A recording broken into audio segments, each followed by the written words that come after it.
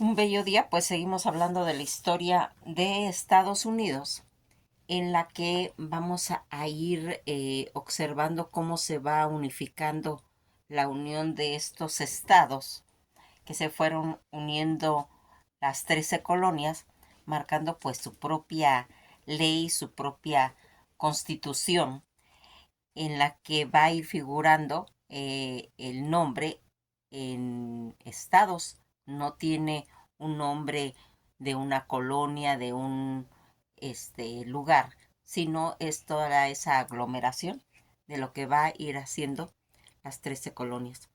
Al principio vamos a ver que es un estado pues pequeño, pero con lo que va a irse ya mencionando como un destino manifiesto del cual vamos a hablar más adelante, en el que ya va a ser un destino manifiesto de expansión. Todo esto en lo que nosotros habíamos visto cómo va a estar delimitado por una línea que se le va a denominar línea Manson-Dixon, que es el límite de esa demarcación entre el Estados Unidos, que forman parte de todo lo que sería la frontera de Maryland y Pensilvania, aunque menos importante que Virginia, que va a estar en el occidente desde 1863. Todo este levantamiento de la línea de la frontera que se lleva a cabo cuando estos territorios todavía pues eran colonias británicas. Esta línea de resolución que es, se puede decir, un desacuerdo fronterizo entre dos colonias rápidamente cayó en el olvido. Fue resucitada después de que Pensilvania empezó a abolir la esclavitud, que será ya más adelante, en el que vamos a ampliar este tema de la esclavitud, que sería en 1781, por parte del oeste, esta línea y el río Ohio, eh, que se convierte en frontera entre los estados esclavistas del sur, que eran los que estaban marginados, porque los estados del sur no tenían identidad, mientras en el concepto de esclavitud. Y en el norte, pues habían quedado totalmente sin identidad, logrando quedar así como una comunidad en relación a lo de la esclavitud, que vamos a ir viendo cuáles van a ser sus orígenes en relación a lo de la revolución industrial, donde antes la gente se vestía con pieles y pues no tenía más motivo que agarrar al animal y preparar todo ese vestuario. Aquí cuando ya va a entrar el algodón, que es una prenda ya más factible para las necesidades del Estado, se va a ir abriendo toda esta situación en los que nosotros vamos a irnos marcando. Fíjense en que el lenguaje popular especial llamado Compromiso de Missouri, que sería en 1820, se va a usar esta línea Maxon-Dixon simbólicamente ya como una frontera. Recordarán que antes era delimitado hasta los montes Apalache, donde estaba todas las reservaciones indígenas y todo, hasta ahí va a llegar, pero con esta nueva línea, Maxon-Dixon va a ser como una frontera cultural que va a dividir a los Estados Unidos y el sur. Toda esta línea de Maxon-Dixon fue trazada en 1763 a 1767, pues para ir resolviendo un conflicto de fronteras en el Norteamérica colonial, tanto que Maryland como Pensilvania reclamaban la tierra entre los paralelos tanto 39 y 40, de acuerdo con la carta que constituían pues todas estas colonias. A mediados de los años de 1730 va a estallar una guerra entre los colonos por trazar estas fronteras entre Pensilvania y Maryland, El tema no se resolvió hasta que intervino la corona, que sería en 1760, ordenándole a Frederick Calvin, sexto barón Baltimore, que aceptara un acuerdo de 1732 como parte de un acuerdo con Penn y Calvert, encargados pues de un equipo inglés formado por Charles Manson y Jeremías Dixon, que por eso va a agarrar el nombre esta línea. El levantamiento topográfico de la frontera recién establecida en la provincia de Pensilvania y de Maryland, la colonia de Delaware y parte de la colonia del antiguo dominio, pues que sería en este caso pues Virginia. La línea fue establecida para determinar esa disputa de límites entre las colonias británicas de Maryland y Pensilvania. Delaware, Maryland había sido pues concedida desde 1632 como el territorio del norte del río Potomac hasta el paralelo 40. Toda esta concesión de Pensilvania es pedida por el rey Carlos II, que sería en 1681, definía los límites del sur siguiendo alrededor de 12 millas de radio alrededor de la ciudad de Nueva Castle, en Delaware, hasta el comienzo del paralelo 40 de la latitud norte, que a partir de ahí de los límites seguirían el paralelo 40 hasta el oeste, grado 5 de longitud. Sin embargo, este paralelo 40, que en realidad no intersecaba ese círculo de 12 millas, sino que ya hacía pues algunos kilómetros al norte debido a que el mapa en el que Carlos II había, se puede decir, establecido todos esos límites entre las colonias, no era suficientemente preciso. Así la definición del límite del sur de Pensilvania era contradictorio y poco claro. El problema más serio era que el reclamo de Maryland ubicaría a Filadelfia en la ciudad más grande de Pensilvania, dentro de Maryland. Carlos II entonces decidió resolver este problema otorgando adicionalmente a los Penn a las tres colonias bajo alrededor de la bahía de Delaware, lo que pues más adelante fue una colonia de Delaware, satélite de Pensilvania. Esta tierra pues se puede decir que a un principio pertenecía originalmente a Maryland y que va a determinar ciertas situaciones en las de acuerdo pues no iba prosperando hasta 1732 el gobernador de Maryland, Charles Calvin, eh, quinto barón de Baltimore, va a firmar un acuerdo con los hijos de William Penn, en el cual pues ya se iba estableciendo los límites entre las colonias. A la renuncia de Calvin reclaman las colonias de Delaware, mas sin embargo ya posteriormente Lord Baltimore reclamó el documento firmado que no contenía los términos, pues se puede decir, acordados, y se rehusó a efectivizar y materializar ese acuerdo. A mediados de 1730 se desató las hostilidades entre los colonos leales pues a Maryland y a Pensilvania. Este conflicto sería conocido como la Guerra de Cresap. El problema permaneció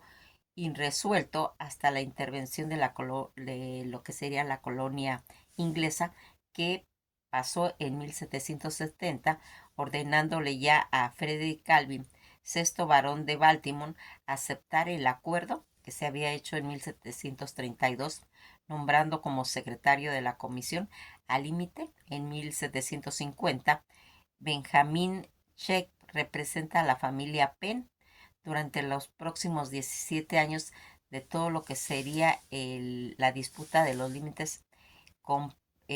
primero pues Charles Calvin, el quinto barón de Baltimore, y luego su hijo Frederick Calvin, el sexto barón de Baltimore,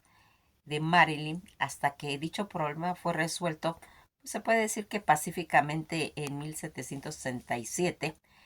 que el límite va a ser establecido con la siguiente manera: entre Pensilvania y Maryland, el paralelo de la línea de latitud 15 millas o lo que corresponde a 24 kilómetros al sur del punto más meridional de la ciudad de Filadelfia, mediando aproximadamente a los 39 grados 43 norte de latitud. Entre Delaware y Maryland ya existía una línea transpeninsular este-oeste, que era desde el Océano Atlántico hasta la bahía de Chesapeake, de, se puede decir desde ese punto medio. Toda esta línea tangente del círculo de 12 millas, que sería todo alrededor de la ciudad de Nueva Caster, Delaware, que conectó un punto medio de la línea transpeninsular hasta el lado occidental del círculo en lo que serían las 12 millas. Toda esta situación en la que vamos viendo cómo se va a ir haciendo toda esta separación, pues se puede decir que de poderes para ir logrando una alterancia que va a ir haciendo que los jueces puedan ir gobernando en todas estas situaciones para ir creando, pues se puede decir lo que ya sería el país. Todas estas situaciones en las que nosotros vamos viendo cómo se va marcando pues se puede decir cambio cultural en la que en 1865 la línea Mason-Dixon fue vuelta a replantearse 3 veces, tanto en 1849 hasta 1900, ya en 1960, sin cambios sustanciales, probando el gran trabajo organizado tanto por Mason y Dixon a fines del siglo XVIII. Toda esta situación que nos va a ir llevando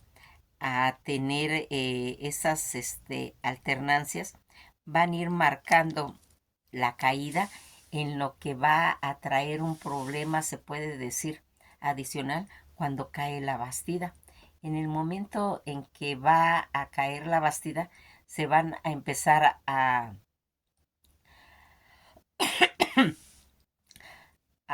originar pues ciertas situaciones que van a alterar en todo lo que sería pues Europa. Pues esta caída de la Bastida que ocurrió el día 14 de julio de 1789 en París fue un hecho que va a marcar el inicio de todo lo que sería la Revolución Francesa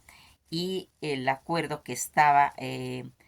la situación va a tener una eh, problemática que va a tener que enfrentarse. Toda esta situación que a través del tiempo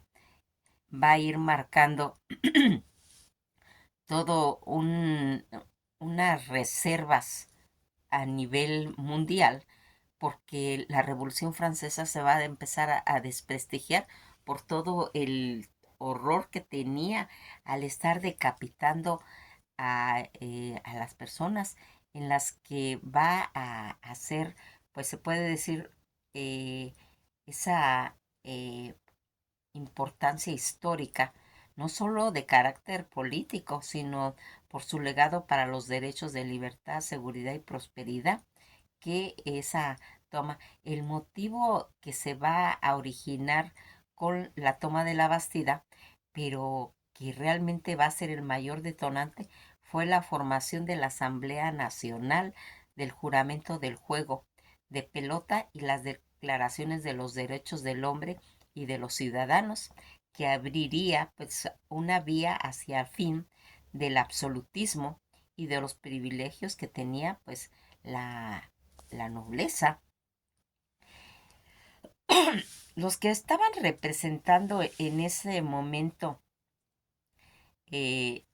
la Bastida era una fortaleza que protegía el costado oriental de la ciudad de París, conocida formalmente como la Bastida.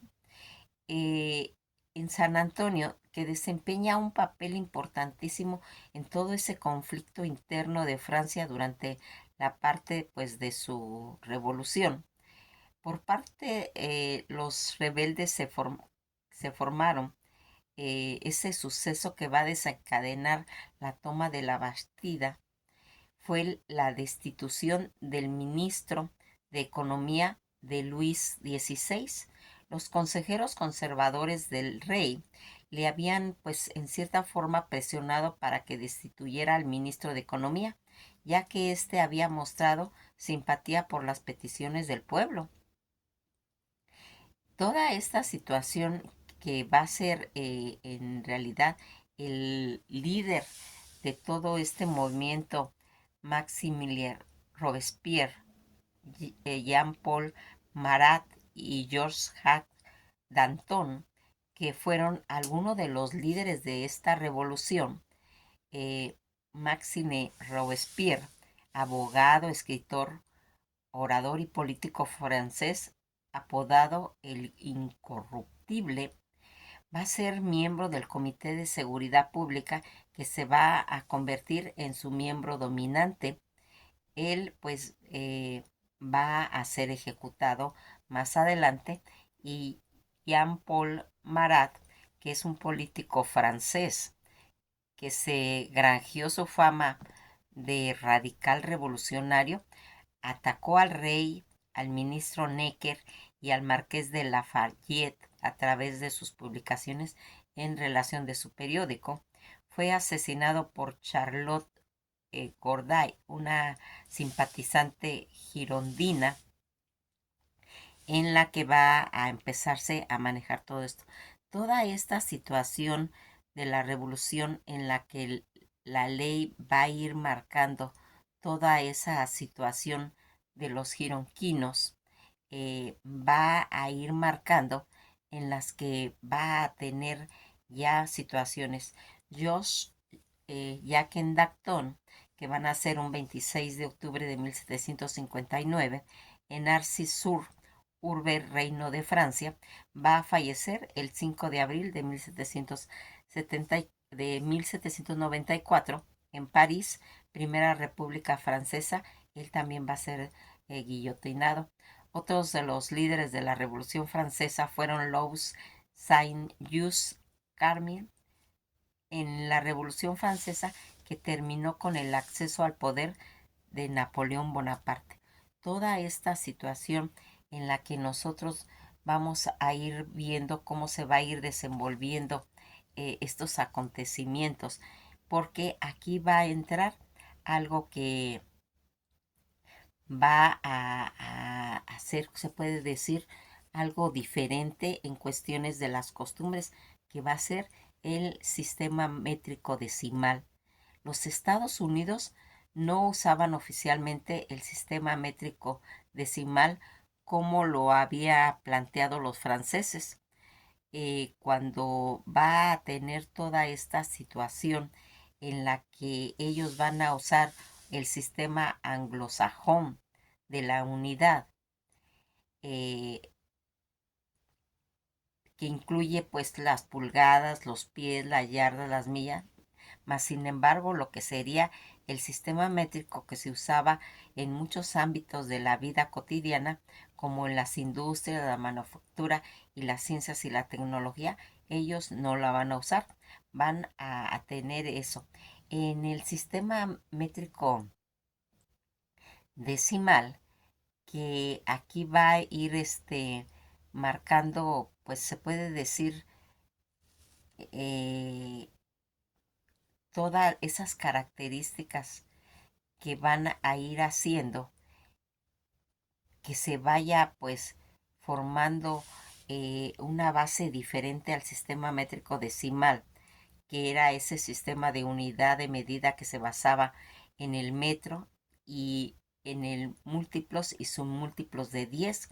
que se utilizaban para medir longitudes, masas y capacidades de las superficies en cuestión al volumen. Todas estas situaciones que va a ir haciendo y que va a tener el sistema métrico decimal, que va a tener como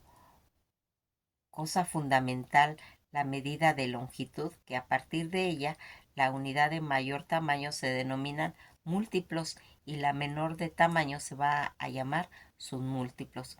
El sistema de métrico decimal que lo inventó Simon Steven, la primera propuesta para introducir este sistema decimal lo usó de uso universal en Europa, mas sin embargo estadísticas del siglo XX, tales como las de Bourgordam en Francia de 1901 y McCrane en el Reino Unido en 1995, proponen al clérigo francés Gabriel Mouton en 1670 como el creador de la idea de lo que sería el sistema métrico decimal. eh, Todo este sistema que se va a ir dando en cuestión de sus longitudes, este sistema métrico usa unidades como el metro, el litro, el gramo para medir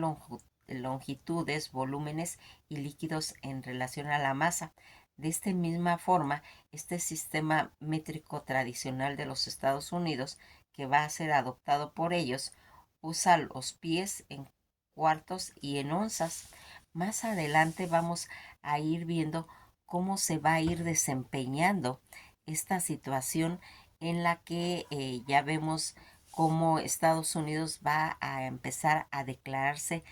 en la neutralidad. ¿Recuerdan cuando George Washington va a pedir ayuda a Francia para ir logrando, pues se puede decir, su independencia? Recordarán que hemos mencionado que George Washington va a ser el padre de la independencia, el que va a tener todas estas situaciones, pero aquí se maneja todo este concepto de independencias, de estar independientes de Inglaterra por cuestiones políticas en los que intervienen pues toda esa fracción de lo que serían los masones que van a estar totalmente identificados a través de todo Latinoamérica como un país masón que va a respaldar a todos los conceptos en los que va a estar caracterizado para poder independizarse en lo que más adelante vamos a encontrar, pero ya como un decreto, un destino manifiesto que vamos a ir platicando. De acuerdo con lo que aquí se va a ir haciendo, al pedirle Estados Unidos ayuda a Francia, Francia después va a entrar en un conflicto con Inglaterra en el que al pues darle dinero a George Washington para lograr su independencia de Inglaterra, ese dinero pues va a salir de Francia y van a firmar un acuerdo en el que se dice que todas las personas o todas las naciones que se metan en guerra con Francia, Estados Unidos va a tener que estar apoyándolos, pero aquí Francia, al declarar ella la guerra a Inglaterra, automáticamente va a ser el pretexto idóneo para que Estados Unidos no se meta en esa situación. Él va a decir, el acuerdo que yo hice, lo hice con Luis XVI cuando lo firmaron, pero en esta situación Francia es la que le va a declarar la guerra a Inglaterra y entonces pues ahí ya no van a intervenir en lo que se van a declarar como la neutralidad, se le conoce a ese hecho. Cuando se va haciendo toda esta revolución francesa, va a ir quedando liberada Haití y que va a empezar a tener esa lucha por lograr su independencia también. Aquí vamos a ir viendo cómo toda esta situación en la que interviene la Revolución Francesa va a dar motivo para que el pueblo de Haití pues se quede ya con un sistema ya de libertad. En ese momento Francia al estar pues en conflicto con Inglaterra, va a entrar esta situación. Napoleón, él va a comprarle a España la Luisiana por considerar que sería un punto que le va a servir pues en determinado momento para poder introducirse, pero está conectado con Haití. Al Haití estar ya en la liberación, a Francia ya no le sirve Luisiana porque su punto era llegar a Haití eh, como una base y pues aquí ya no. Entonces, eh, Francia va a venderle por medio de Napoleón, que está haciendo todas sus expansiones, va a necesitar ese dinero y aquí Estados Unidos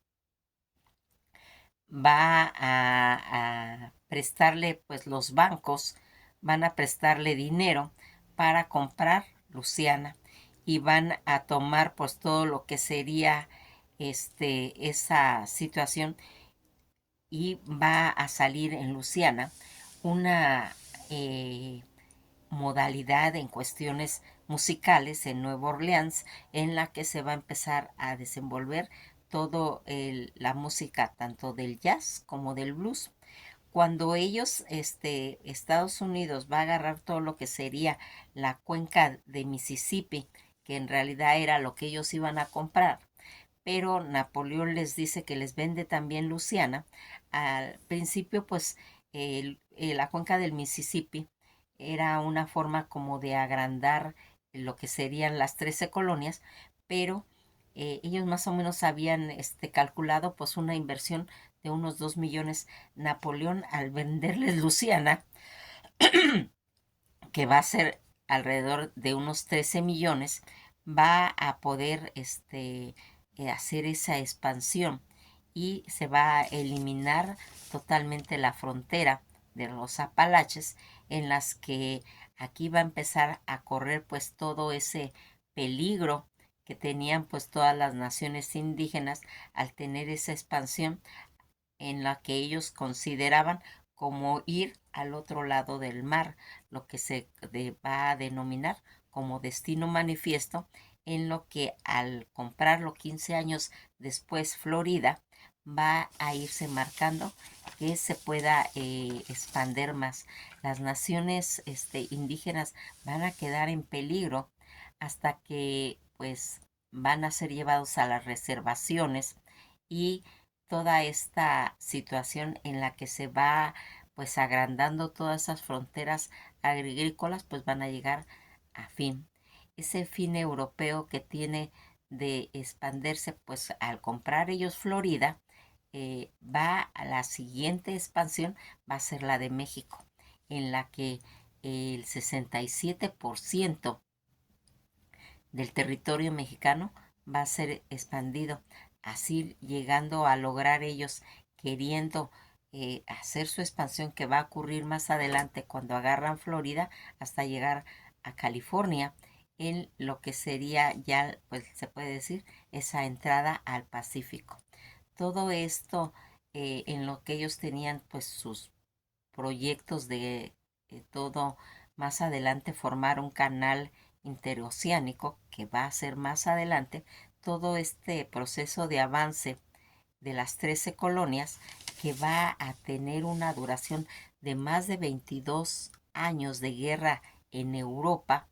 Les llevó todo eso y que Estados Unidos, él definitivamente dice, yo no intervengo en ninguna guerra que sea europea y que lo lleva inclusive hasta la Primera Guerra Mundial, hasta la Segunda Guerra Mundial, donde él decide apoyar y que aquí ellos decían pues que no permitirían que ninguna colonia se edificara con tintes europeos. Ellos no le van a dar ninguna entrada a que se puedan meter ningún país europeo a todo lo que le van a ir nombrando lo que sería la doctrina Monroe. Esta doctrina Monroe que va haciendo lo que sería y denominaría América para los americanos, fue esa política exterior de Estados Unidos que se va a oponer a la intervención europea en todo el continente americano. Fue proclamada por el presidente James Monroe en 1823. Las características que establecía que cualquier intervención europea en todo lo que estuviera relacionado con asuntos en América sería únicamente un acto hostil potencialmente en contra de Estados Unidos. Consideraban que cualquier caso de la intervención europea sería visto como un ataque a Estados Unidos y conllevaría una respuesta inmediata. Se basó en la idea de que los Estados Unidos debían proteger unilateralmente todo el hemisferio occidental, que se resume en una frase: América para los americanos. Nos quedamos ahí, vamos a seguir hablando de la doctrina Monroe y para que vayamos dejando ya claro qué son todos estos conceptos de los cuales ha tenido una evolución en lo que va siendo la expansión de Estados Unidos a través del mundo. Que pasen un día muy agradable y esto ha sido todo por hoy.